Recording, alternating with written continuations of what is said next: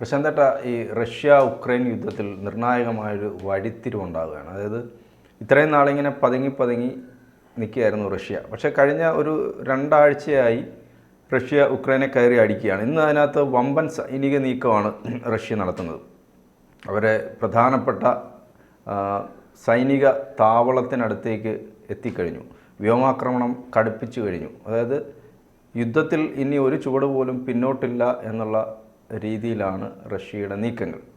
അതിനെ എങ്ങനെയാണ് നമുക്ക് കാണാൻ പറ്റുന്നത്? നമുക്ക് ഇവിടെ കുഞ്ഞുങ്ങളെ തല്ലുമ്പോൾ നമുക്കൊരു കരുതലുണ്ടാവുമല്ലോ. അതുപോലെ റഷ്യ ഇതുവരെ ഉക്രൈനെ ആക്രമിച്ചുകൊണ്ടിരുന്നത്. കാരണം ഉക്രൈനിലെ ഭൂരിപക്ഷം ആൾക്കാർ റഷ്യക്കാരുണ്ട്. അതുകൊണ്ടാണ് ഈ കാഷ്വാലിറ്റീസ് കുറഞ്ഞിരുന്നത്. പക്ഷേ ഉക്രൈനിലെ ഭരണാധികാരി ഇപ്പോൾ എല്ലാവരും പറയുന്നത് ഒരു വെളിവില്ലാത്ത ആൾ അല്ലെങ്കിൽ പക്വതയില്ലാത്ത ആളെന്നൊക്കെ പറയുന്നത്. പണ്ടാണ്ട് സീരിയലിനകത്ത് അഭിനയിച്ചുകൊണ്ടിരുന്ന സമയത്ത് കോമഡി താരം സീരിയലിനകത്ത് അഭിനയിച്ചുകൊണ്ടിരുന്ന സമയത്ത് അദ്ദേഹം ഒരു രാജ്യത്തിൻ്റെ പ്രധാനമന്ത്രിയായാലും അല്ലെങ്കിൽ പ്രസിഡന്റ് ആയാലും എന്തൊക്കെ ചെയ്യുമെന്ന് കാണിക്കുന്ന ഒരു ഇതുപോലെ ഷോയോ എല്ലാം ചെയ്തു. അതിനുശേഷം മത്സരിച്ചു. അപ്പോൾ ഷോയ്ക്കകത്ത് ചെയ്തതുപോലുള്ള ഒരു പ്രധാനമന്ത്രിയെ കിട്ടാൻ വേണ്ടി യുക്രൈൻകാർ വോട്ട് ചെയ്ത് അദ്ദേഹത്തെ പ്രധാനമന്ത്രിയാക്കി. പക്ഷേ യഥാർത്ഥ പ്രധാനമന്ത്രിയായപ്പോൾ ആ മനുഷ്യന് അങ്ങനെയൊന്നും സാധിച്ചില്ല എന്ന് പറഞ്ഞുകൊണ്ട് ഞാൻ ഇങ്ങനെയൊന്ന് വായിച്ചു. അപ്പോൾ അതാണ് യുക്രൈൻ പ്രധാനമന്ത്രിയുടെ ഒരു ചരിത്രം. അദ്ദേഹം നാറ്റോ സഖ്യത്തിൽ ചേരണ്ട എന്ന് റഷ്യ പറഞ്ഞത് അതിജീവിച്ചാണല്ലോ. അമേരിക്കയുടെ നാറ്റോ സഖ്യത്തിൽ റഷ്യക്കെതിരെ ഉണ്ടാക്കിയൊരു കാലഹരണപ്പെട്ട സാധനം ഇപ്പോഴും അത് അമേരിക്ക കീപ്പ് ചെയ്തുകൊണ്ടിരിക്കുകയാണ്. അതിനകത്ത് ചേർന്ന് റഷ്യക്ക് ആ നാറ്റോ സഖ്യവും അല്ലെങ്കിൽ അമേരിക്കയുടെ ഒരു സൈനിക താവളമൊക്കെ യുക്രൈനിൽ വന്നു കഴിഞ്ഞാൽ റഷ്യക്ക് വളരെ ബുദ്ധിമുട്ടുണ്ടാക്കുന്ന ഒരവസ്ഥ ഉണ്ടാകും. റഷ്യൻ്റെ ആഭ്യന്തര വിഷയമായിട്ട് കണ്ട് യുദ്ധം തുടങ്ങിയതാണ്. യുദ്ധം തുടങ്ങിയപ്പോഴും റഷ്യ പല ഘട്ടങ്ങളിലും പിടിച്ചെടുക്കുകയും റഷ്യയുടെ സൈന്യശക്തി ഒന്നും ഉപയോഗിക്കാതെയാണ് ഇതുവരെ യുദ്ധം ചെയ്തിട്ട്. യഥാർത്ഥ പട്ടാളക്കാരെ പോലും റഷ്യ ഉപയോഗിച്ചിട്ടില്ലെന്നാണ് പറയുന്നത്. റഷ്യ നമുക്ക് പുറത്തുനിന്ന് കാണുന്നത് പോലെയല്ല എന്തൊക്കെ ചെയ്യുന്നു. കൂലിപ്പട്ടാളം ഇതുവരെ യുദ്ധം ചെയ്തുകൊണ്ടിരിക്കുന്നതാണ് പറയുന്നത്. അപ്പോൾ ഈ അടുത്ത ദിവസങ്ങളിലായിട്ട് നാറ്റോ സഖ്യത്തിൻ്റെ സഹായത്തോടു കൂടി അമേരിക്കയുടെ ചില പുതിയ ആധുനിക വിമാനങ്ങൾ റഷ്യയിൽ കടന്നു കയറുകയോ ആക്രമണം നടത്തുകയോ പട്ടാളക്കാർക്ക് ബുദ്ധിമുട്ടുണ്ടാക്കുകയോ അങ്ങനെ ചില പ്രശ്നങ്ങളൊക്കെ നമ്മൾ കാണുകയുണ്ട്. അല്ലെങ്കിൽ ഓഫീസ് തുടങ്ങുകയൊക്കെ ചെയ്തു. പക്ഷേ റഷ്യ തിരിച്ച് അടിക്കാൻ തുടങ്ങി. റഷ്യ തിരിച്ചടിച്ചു. 35 കിലോമീറ്റർ ഉള്ളിലേക്കാണ് യുക്രൈൻ സൈന്യം കയറിയിരുന്നത്. അതുപോലെ തന്നെ കുസിൻ എന്ന് പറയുന്ന നമ്മുടെ റഷ്യയുടെ പ്രദേശത്തൊക്കെ കൈയടക്കുകയൊക്കെ ചെയ്തു. ഇപ്പോൾ തിരിച്ചു വന്ന് റഷ്യ വളരെ കൃത്യമായിട്ട് ഉക്രൈനെ ആക്രമിക്കുകയും ഉക്രൈൻ്റെ തന്ത്രപ്രധാനമായ സ്ഥലങ്ങളെല്ലാം റഷ്യ പിടിച്ചടക്കുകയും ഒക്കെ ചെയ്തിട്ടുണ്ട്. അപ്പോൾ റഷ്യയുടെ എനിക്ക് തോന്നുന്നു സൈന്യത്താവളം റഷ്യയുടെ അല്ല യുക്രൈൻ്റെ സൈന്യത്താവളം റഷ്യ പിടിച്ചെടുക്കുന്ന അവസ്ഥയിലേക്ക് നീങ്ങിയിരിക്കുകയാണ്. പോസ്കോ കിഡ് ഇല്ലേ, അത് അവിടെ പിടിച്ചെടുത്ത് കഴിഞ്ഞാൽ പിന്നെ യുക്രൈൻ റഷ്യ വളരെ പ്രധാനപ്പെട്ട സൈന്യ താവളമാണ്. അത് പിടിച്ചെടുത്ത് കഴിഞ്ഞാൽ പിന്നെ റഷ്യയുടെ കീഴിലായി യുക്രൈൻ എന്നുള്ളതാണ് പറയുന്നത്. അപ്പോൾ അത്രയ്ക്ക് ആ അവസ്ഥയിലേക്ക് യുദ്ധം മാറിയിരിക്കുകയാണ്. ഇനിയും ഈ പറയുന്നത് പോലെ എന്തെങ്കിലുമൊക്കെ വേണമെങ്കിൽ നമ്മുടെ പ്രധാനമന്ത്രി സംസാരിച്ച് 2 രാജ്യങ്ങൾ തമ്മിൽ യുദ്ധം നിൽക്കും എന്നൊക്കെയുള്ളൊരു സംസാരമൊക്കെ മാധ്യമങ്ങളിൽ വന്നുകൊണ്ടിരിക്കുകയാണ്. പക്ഷേ അതിൻ്റെ സമയം ചോദിച്ചിട്ടുണ്ട്. ആ സമയം എത്തുന്നതിനപ്പുറം എനിക്ക് തോന്നുന്നു റഷ്യ പൂർണ്ണമായിട്ടും യുക്രൈനെ കീഴ്പ്പെടുത്തി അവരുടെ കയ്യിൽ വെച്ചുകൊണ്ടുള്ളൊരു കോംപ്രമൈസ് ചർച്ചയായിരിക്കും വരുന്നതെന്നാണ് ഇപ്പോഴത്തെ പോക്കിൽ നിന്ന് കാണാൻ സാധിക്കുന്നത്. ഏതായാലും യുക്രൈൻ എന്ന് പറയുന്ന രാജ്യത്തെ ഈ യൂറോപ്പ് ഉൾപ്പെടെ അല്ലെങ്കിൽ അമേരിക്ക ഉൾപ്പെടെ സഖ്യ രാജ്യങ്ങൾ സഹായിച്ചുകൊണ്ടാണ് അവർക്ക് യുദ്ധം ചെയ്യാൻ സാധിക്കുന്നത്. ആ രാജ്യം ഈ അമേരിക്കയുടെ കാര്യം കേട്ട് റഷ്യയോട് യുദ്ധം ചെയ്യാൻ പോയി നാമാവിശേഷമായിരിക്കുകയാണ്. ഇനി അത് സാമ്പത്തികമായിട്ടൊക്കെ ഉയർന്നു വരണമെങ്കിൽ അല്ല വ്യാവസായികമായിട്ട് സാമ്പത്തികമായിട്ടൊക്കെ വളരെ മുന്നേറിക്കൊണ്ടിരുന്ന രാജ്യമാണ്. തിരിച്ചു വരണമെങ്കിൽ വളരെ പ്രയാസമാണ്. അമേരിക്ക കൊടുത്തിരിക്കുന്ന കടം വീട്ടിൽ തന്നെ ആ രാജ്യം വരണമെങ്കിൽ, കാരണം അതിന് വളരെ വളരെ വലിയ എമൗണ്ടാണ് ഈ യുദ്ധത്തിന് വേണ്ടി അമേരിക്ക യുക്രൈന് കൊടുത്തിരിക്കുന്നത്. അപ്പോൾ എല്ലാ രീതിയിലും അമേരിക്കയുടെ ഒരു അടിമ രാജ്യമായിട്ട് കാലാകാലങ്ങൾ യുക്രൈൻ പോകുന്ന രീതിയിലേക്കാണ്. കാരണം ഈ യുദ്ധം നിന്നു കഴിഞ്ഞാലും അമേരിക്കയ്ക്ക് ആയിട്ട് കടപ്പെട്ടിരിക്കുന്നതുകൊണ്ടും അല്ലെങ്കിൽ സാമ്പത്തികമായിട്ട് ബാധ്യത ഉണ്ടായതുകൊണ്ടും അമേരിക്കയുടെ ലൈനിൽ തന്നെ യുക്രൈനെ കൊണ്ടുപോകേണ്ട ഒരവസ്ഥയുണ്ട്. ലോകത്ത് എല്ലാ രാജ്യങ്ങളിലോടും അമേരിക്ക കാണിക്കുന്ന ആ രീതി യുക്രൈനോടും കാണിക്കും. പക്ഷേ റഷ്യയുടെ നിലനിൽപ്പാണ് വിഷയം.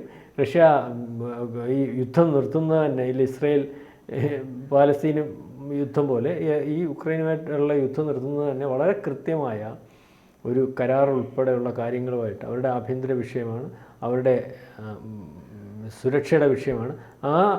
അതെല്ലാം താല്പര്യങ്ങൾ സംരക്ഷിച്ചുകൊണ്ടുള്ള ഒരു കരാറെ ഒപ്പിടാൻ സാധ്യതയുള്ളൂ. അതെ, റഷ്യയുടെ താല്പര്യങ്ങൾ മുൻനിർത്തിയുള്ള ഒരു കരാറിനെ ഇന്ത്യ സംബന്ധിച്ചോളം ഇന്ത്യ നിന്നു കൊടുക്കത്തുള്ളൂ. കാരണം റഷ്യക്ക് ദോഷം വരുന്നൊരു കാര്യത്തിനും ഇന്ത്യയെ സംബന്ധിച്ചോളം ഇന്ത്യയുടെ ഇപ്പോഴത്തെ പണ്ട് തൊട്ടേ അങ്ങനെ തന്നെ, അല്ലെങ്കിൽ മോദിയെ സംബന്ധിച്ചിടത്തോളം മോദി നിന്ന് കൊടുക്കത്തുള്ളൂ. അപ്പം യുദ്ധം അവസാനിക്കട്ടെ. പക്ഷേ ഇപ്പോഴത്തെ ഒരു സ്ഥിതി അനുസരിച്ച് റഷ്യ ഉക്രൈൻ റഷ്യ പിടിച്ചടക്കും എന്ന് തന്നെ പറയേണ്ടി വരും. ഈ യുദ്ധം അത്തരത്തിലേക്കുള്ള ഒരു അവസ്ഥയിലാണ് എത്തിയിരിക്കുന്നത്. കാരണം യുക്രൈനൊന്നും റഷ്യയോട് സൈനികമായിട്ടും ഒന്നും പിടിച്ചു നിൽക്കാൻ പറ്റുന്ന ഒരു രാജ്യമല്ല. കാരണം അവിടെ ഇരിക്കുന്ന ആണവായുധത്തിൻ്റെ കണക്കും അവരുടെ പട്ടാളത്തിൻ്റെ കണക്കും അവരുടെ രാജ്യത്തിൻ്റെ വലിപ്പവും പിന്നെ അവരെന്താണെന്ന് ലോകരാജ്യങ്ങൾക്ക് മനസ്സിലാവാത്ത രീതിയിലുള്ളൊരു എല്ലാ രീതിയിലുള്ളൊരു ശക്തിയാണ്. അപ്പം അതാണ് ഇപ്പോഴത്തെ ഒരു അവസ്ഥ. അതായത് നാറ്റോ സഖ്യത്തിൽ നിന്ന് പിന്മാറണം എന്നുള്ളതാണ് റഷ്യയുടെ പ്രധാനപ്പെട്ട ആവശ്യം.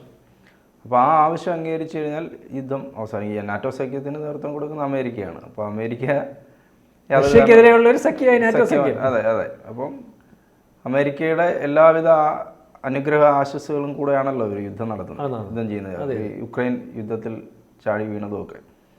അപ്പോൾ അതിനൊരു യഥാർത്ഥത്തിൽ ഇതിനൊരു സമവായമൊക്കെ ഉണ്ടാക്കാൻ ഉക്രൈൻ വിചാരിച്ചാൽ സാധിക്കും. റഷ്യ അങ്ങോട്ട് അടിച്ചു കയറിയെങ്കിലും അതിന് ഇത് നിർത്തണം എന്നുള്ള ചിന്ത യുക്രൈനും കൂടെ വരണം. യുക്രൈൻ നിർത്തണമെന്ന് ചിന്തിച്ചാൽ യുദ്ധം നിർത്തണം എന്ന് ചിന്തിച്ചാലും അമേരിക്ക അത് സമ്മതിക്കില്ല. ഇപ്പോഴത്തെ അവസ്ഥയിൽ അമേരിക്ക കെണിയിൽപ്പെട്ടുപോയി. കാരണം ഈ യുക്രൈനെ ബുദ്ധിപരമായിട്ട് ഒരു സ്വതന്ത്ര രാജ്യമായിട്ട് അംഗീകരിച്ച് റഷ്യയുടെ കൂടെ കൂടിയങ്ങ് നിന്നാൽ മതിയായിരുന്നു. ഏറ്റവും സേഫ് അതായിരുന്നു. കാരണം അമേരിക്ക അങ്ങനെ കയറി റഷ്യയുടെ കൂടെ നിൽക്കുന്ന രാജ്യമായിട്ടിരിക്കത്തില്ല. അപ്പോൾ ഇതിനകത്ത് അമേരിക്കയുടെ സ്വാധീനത്തിന് വഴങ്ങി ഈ നാറ്റോ സഖ്യത്തിൽ ചേരുകയും അതോടുകൂടി റഷ്യയുടെ ശത്രുവാവുകയും ഒരു പക്ഷേ യുക്രൈൻ പ്രധാനമന്ത്രി വിചാരിച്ചിട്ടുണ്ടാവില്ല പെട്ടെന്ന് റഷ്യ അടിക്കുമെന്ന്. റഷ്യ അന്നേ തീരുമാനിച്ചല്ലോ നാറ്റോ സഖ്യത്തിൽ ചേർന്നാൽ തന്നെ അടിക്കാൻ നിവൃത്തിയില്ല തീരുമാനിച്ചു. അപ്പോൾ ഇപ്പോഴും ഈ നാറ്റോ സഖ്യത്തിൽ നിന്ന് ഇല്ല പുലിയുടെ വാലെ പിടിച്ച പോലെ യുക്രൈന് സംഭവിച്ചേക്കുന്നത്. വിടാൻ പറ്റുമോ? വിട്ടാ പുലി അടിക്കും, വിട്ടാ പുലി അടിക്കും, വിടാതിരിക്കാൻ പറ്റുമോ എന്ന് പറഞ്ഞതുപോലെ ഇപ്പം യുദ്ധം ആയി രാജ്യം മൊത്തം നശിച്ചു. ഈ യുദ്ധം ചെയ്യാൻ വേണ്ടി കടം കൊടുത്ത കടം തിരിച്ചു കിട്ടാൻ പറ്റത്തില്ല. രാജ്യവും നശിച്ചു, കടത്തിലുമായി. നാറ്റോ സഖ്യത്തിൽ നിന്ന് പിൻവലിയാനും ഒക്കെ അതിൽ യുദ്ധം നിൽക്കണമെങ്കിൽ റഷ്യ പറയുന്നത് നാറ്റോ സഖ്യത്തിന് പിൻവരണം. വല്ലാത്തൊരവസ്ഥയിലേക്കാണ് രാജ്യം പോകുന്നത്. അത്തരം അവസ്ഥയിലേക്ക് രാജ്യങ്ങളെ കൊണ്ടെത്തിക്കുന്നതിന് വേണ്ടിയാണ് അമേരിക്ക എന്നും ശ്രമിച്ചുകൊണ്ടിരിക്കുന്നത്. കാരണം രണ്ട് ഗുണമാണ്. ഈ രാജ്യം അവർക്ക് കടപ്പെട്ടു ഇരിക്കും, അവരുടെ ആയുധ കച്ചവടം നടക്കുകയും ചെയ്യും. ഇതാണിപ്പോൾ സംഭവിച്ചത്. ആയുധ കച്ചവടത്തിൻ്റെ കാര്യം പറയുമ്പോൾ നമ്മളൊരു വാർത്ത നമ്മളിവിടെ ചർച്ച ചെയ്താണ്, നമ്മൾ ഫക്രുദ്ദീൻ സാറുമായിട്ട് ചർച്ച ചെയ്തത്. അതായത് അമേരിക്കയുടെ ഏറ്റവും പ്രധാനപ്പെട്ട യുദ്ധവിമാനമാണ് F-16. അത് ഈ ഉക്രൈന് കൊടുത്തു അമേരിക്ക. അതിനെ റഷ്യ അവർ തകർത്തു.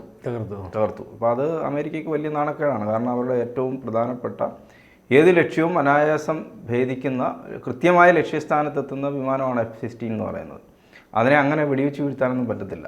അപ്പോൾ അതിനെ റഷ്യ അടിച്ചിട്ടു. അപ്പോൾ അത് തന്നെ ഒരു സൂചനയാണ് കൊടുത്തത്, സൂക്ഷിക്കുക, ഞങ്ങൾ തന്നെ കയറി വരികയാണെന്നുള്ളത് കൊടുക്കുക. ഇപ്പോൾ ഈ F-16 വിമാനത്തിൻ്റെ കമാൻഡറുണ്ട്, വ്യോമസേന കമാൻഡർ ആയിട്ടുള്ള ഈ F-16 വിമാനം തകർന്നു വീണുകൊണ്ട് ഈ യുക്രൈൻ ഈ മിക്കോല എന്ന് പറയുന്ന ആളിനെ പുറത്താക്കിയിട്ടുണ്ട്. അദ്ദേഹമാണ് വ്യോമസേന കമാൻഡർ. അദ്ദേഹത്തിനെ പുറത്താക്കി. കാരണം അത്രമാത്രം അത് അവർക്ക് വലിയ നാണക്കേടുണ്ടാക്കി എന്നുള്ളതാണ്. നാണക്കേടെന്ന് പറഞ്ഞാൽ അതിനകത്ത് വേറെ നാണക്കേടല്ലേ, വലിയൊരു ബിസിനസ് ഓപ്പർച്യൂണിറ്റിയാണ് പോകുന്നത്. കാരണം ഈ വിമാനം രാജ്യത്തുടനീളം വിറ്റുകൊണ്ടിരിക്കുകയാണ്. കാരണം ഈ വിമാനത്തിൽ കുഴപ്പമാണെന്ന് കണ്ടാൽ തീർന്നില്ലേ. കോടി അല്ലെങ്കിൽ കോടി ഡോളറിൻ്റെ ബിസിനസ്സാണ് പോകുന്നത്. പല രാജ്യങ്ങളും ഈ വിമാനം ജോൺ പറഞ്ഞതുപോലെ ഏറ്റവും കരുത്തുറ്റ വിമാനമാണ്, അതിനെ ആർക്കും വെടിവെച്ചിടാൻ പറ്റത്തില്ല, എവിടെയും കയറി ചെല്ലും എന്നുള്ളതൊക്കെ വെച്ചാണല്ലോ അതിൻ്റെ ടെക്നോളജി വെച്ചാണല്ലോ ആ ബിസിനസ് ചെയ്യുന്നത്. ആ ബിസിനസ്സിനെ വളരെ കൃത്യമായിട്ട് ബാധിക്കും. കാരണം പലരും ബുക്ക് ചെയ്തേക്കുന്ന പല രാജ്യങ്ങളും വേണ്ടെന്ന് പറയും, അല്ലെങ്കിൽ അതൊക്കെ അതായിരിക്കും. അത് റഷ്യയെ സംബന്ധിച്ചുള്ള ഇതിനെയൊക്കെ അതിജീവിക്കുന്ന ആയുധ സംവിധാനങ്ങളും വ്യോമസേന സംവിധാനങ്ങളും അല്ലെങ്കിൽ യുദ്ധതന്ത്രങ്ങളും ഒക്കെ അവരുടെ ഉണ്ടെന്നല്ലേ അതിൻ്റെ അർത്ഥം. ഈ ഒരു വിമാനം തറയിൽ വീഴുമ്പോൾ ഉണ്ടാകുന്ന ഒരു രാജ്യത്തിനുണ്ടാകുന്ന കോട്ടമോ മറ്റു രാജ്യത്തിനുണ്ടാകുന്ന നേട്ടമൊക്കെ എന്ന് പറഞ്ഞാൽ വലിയ കാര്യമാണ്. നമ്മൾ വിചാരിക്കും നിസ്സാരമായിട്ടൊരു വിമാനമാണെന്ന്. അതൊക്കെ അല്ല, അതൊരു വലിയ കാര്യമാണ്. അമേരിക്കയ്ക്ക് ഉണ്ടാകുന്ന ക്ഷീണം ചെറുതൊന്നുമല്ല. അത് രണ്ട് രീതിയിലാണ്, സാമ്പത്തികമായിട്ടും അല്ലെങ്കിൽ അവരുടെ യുദ്ധ കോപ്പുകൾക്കുണ്ടാകുന്ന അല്ലെങ്കിൽ അതിൻ്റെ സെക്യൂരിറ്റി ഇത് ഇത്രയൊക്കെ ഉള്ളൂ എന്നുള്ള രീതിയിലേക്ക് രാജ്യം വിലയിരുത്തപ്പെടും.